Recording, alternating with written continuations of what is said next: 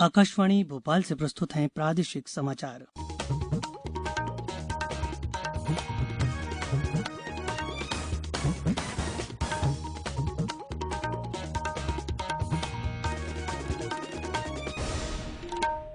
नमस्कार, समाचारों के साथ मैं रत्नेश सोनी। पहले एक अपील। देश भर में 18 वर्ष से अधिक आयु के सभी लोगों के लिए सरकारी केंद्रों में निःशुल्क टीकाकरण अभियान चलाया जा रहा है। आपसे अपील है कि कोविड रोधी टीका जरूर लगवाएं। कोरोना महामारी के प्रति कोई भी लापरवाही ना बरतें। जब तक आवश्यक ना हो घर से बाहर ना निकलें और इन आसान उपायों का पालन करें। मास्क लगाएं, 2 गज की सुरक्षित दूरी बनाए रखें, बार बार हाथ धोएं और साफ सफाई रखें और टीका लगवाएं। कोविड से संबंधित जानकारी देने और उनके मार्गदर्शन के लिए राष्ट्रीय हेल्पलाइन कार्यरत है। इसका नंबर है 011-2397-8046 और 1075। अब इस बुलेटिन के समाचार। सबसे पहले मुख्य समाचार। देश में अभी तक 39 करोड़ 13 लाख से अधिक लोगों को कोविड बचाव का टीका लगाया गया। जनजातियों के लिए टीकाकरण का केंद्रीय मंत्री ने शुभारंभ किया। शिकायत निवारण के लिए आर्टिफिशियल इंटेलिजेंस आधारित एप्लीकेशन शुरू और ओलंपिक के लिए भारतीय दल का प्रेरक गीत जारी। अब समाचार विस्तार से। राष्ट्रीय टीकाकरण अभियान के अंतर्गत अब तक देश में 39 करोड़ 13 लाख से अधिक लोगों को कोविड से बचाव के टीके लगाए जा चुके हैं। स्वास्थ्य मंत्रालय ने कहा है कि पिछले 24 घंटों में 34,97,000 से ज्यादा कोविड रोधी टीके लगाए गए हैं। स्वस्थ होने की दर बढ़कर 97.28% हो गई है। पिछले 24 घंटे में 39,000 से ज्यादा मरीज संक्रमण से स्वस्थ हुए हैं। अब तक 3 करोड़ 1 लाख से ज्यादा लोग संक्रमण से स्वस्थ हुए हैं। पिछले 24 घंटे में देश में कोविड के 41,806 नए मामलों की पुष्टि हुई है। इस समय सक्रिय मामलों की संख्या 4,32,041 है।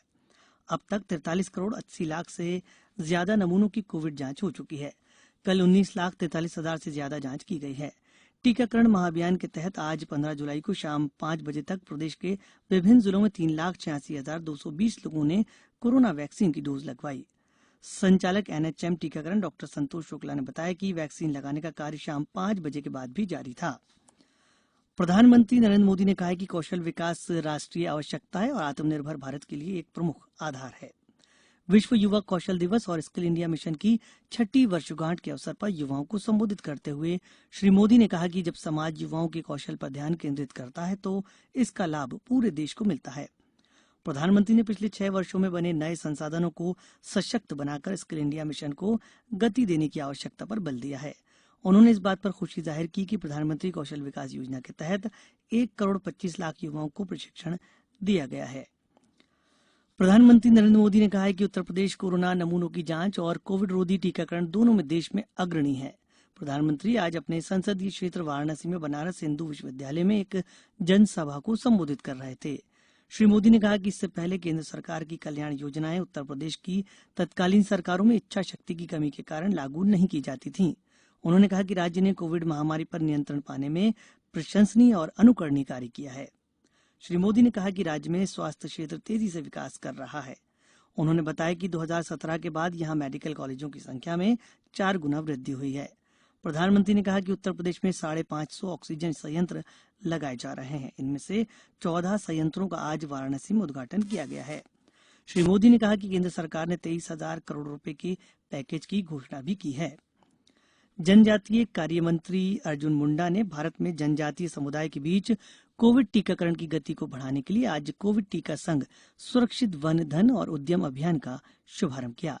यह अभियान भारत सरकार के जनजातीय कार्य मंत्रालय के राष्ट्रीय स्तर की सहकारी संस्था भारतीय जनजातीय सहकारी विपणन विकास संघ लिमिटेड ट्राइफेड के 45,000 वन धन विकास केंद्रों की सुविधाओं का लाभ उठाएगा। यह अभियान यूनिसेफ और विश्व स्वास्थ्य संगठन की साझेदारी में शुरू किया जा रहा है। यह 50 लाख से अधिक जनजातीय लोगों को इस बात पर जोर देते हुए कोविड टीकाकरण अभियान से जोड़ेगा कि कोविड-19 टीकाकरण निःशुल्क है। अब समाचारों में वक्त एक छोटे से विराम का। ये समाचार आप आकाशवाणी भोपाल से सुन रहे हैं। हमारे समाचारों को अब आप कभी भी और कहीं भी अपनी सुविधा के अनुसार सुन सकते हैं। ये समाचार बुलेटिन यूट्यूब, ट्विटर और फेसबुक पर AIR न्यूज भोपाल पेज पर सुने जा सकते हैं। इसके अलावा आप हमारी वेबसाइट newsonair.com पर या AIR न्यूज ऐप पर भी समाचार सुन सकते हैं। समाचारों में एक बार फिर आपका स्वागत है। रक्षा मंत्री राजनाथ सिंह ने आज दिल्ली में आर्टिफिशियल इंटेलिजेंस आधारित शिकायत प्रबंधन एप्लीकेशन का शुभारंभ किया। इसे आईआईटी कानपुर के सहयोग से रक्षा मंत्रालय ने विकसित किया है। यह सरकार की शिकायत निवारण प्रणाली को बेहतर बनाने के लिए आर्टिफिशियल इंटेलिजेंस आधारित अपनी किस्म की पहली प्रणाली है। इसके जरिए 2 बार की गई एक ही तरह की शिकायतों या सप्रेम संदेश को आसानी से पहचाना जा सकता है। श्री सिंह ने नई प्रणाली का शुभारंभ करते हुए कहा कि यह प्रशासन का एक बेहतरीन उदाहरण है। केंद्र सरकार ने विभिन्न राज्यों और केंद्र शासित प्रदेशों को अब तक 40 करोड़ 21 लाख से अधिक कोविड टीके उपलब्ध कराए हैं। स्वास्थ्य और परिवार कल्याण मंत्रालय ने कहा है कि आने वाले दिनों में राज्यों को 85,85,000 से भी अधिक टीके भेजे जाएंगे।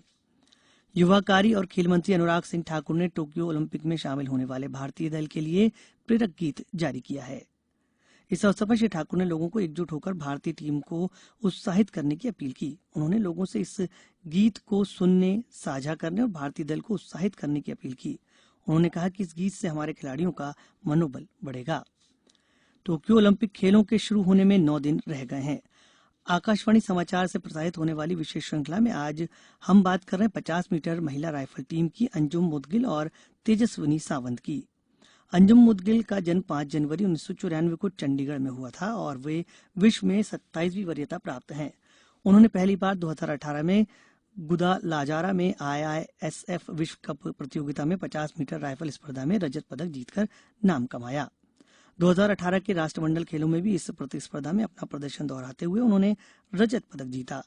लेकिन उन्होंने अपने करियर की महत्वपूर्ण उपलब्धि 2018 की विश्व चैंपियनशिप में 10,000 मीटर एयर राइफल मुकाबले में हासिल की, जिसमें उन्होंने व्यक्तिगत और टीम दोनों स्पर्धाओं में रजत पदक जीते। इसके साथ ही वे टोक्यो ओलंपिक के लिए क्वालीफाई करने वाली पहली भारतीय बनी।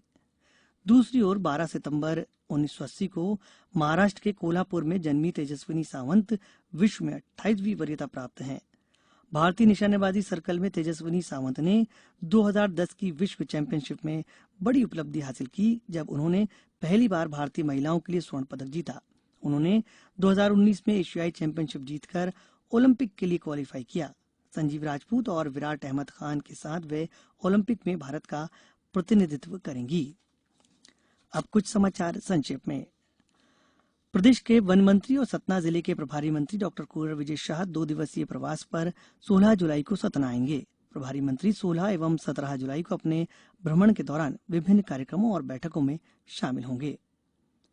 अशोकनगर जिले की समस्त 1089 आंगनबाड़ी और तथा 1209 स्कूलों में साफ स्वच्छ पेयजल स्वस्थ व्यवस्था करने संबंधी कलेक्टर ने निर्देश दिए हैं।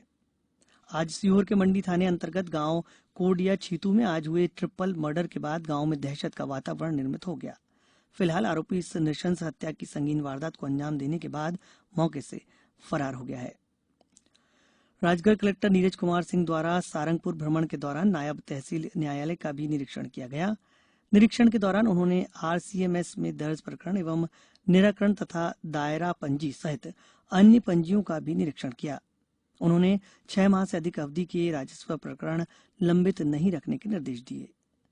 गुना कलेक्टर फ्रैंक नोबल ए ने शिक्षा विभाग एवं सर्व शिक्षा अभियान के कार्यों की समीक्षा की।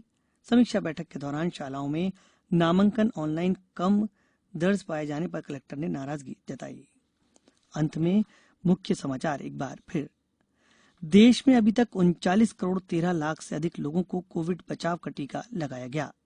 जनजातियों के लिए टीकाकरण का केंद्रीय मंत्री ने शुभारंभ किया। शिकायत निवारण के लिए आर्टिफिशियल इंटेलिजेंस आधारित एप्लीकेशन शुरू की और ओलंपिक के लिए भारतीय दल का प्रेरक गीत जारी किया गया।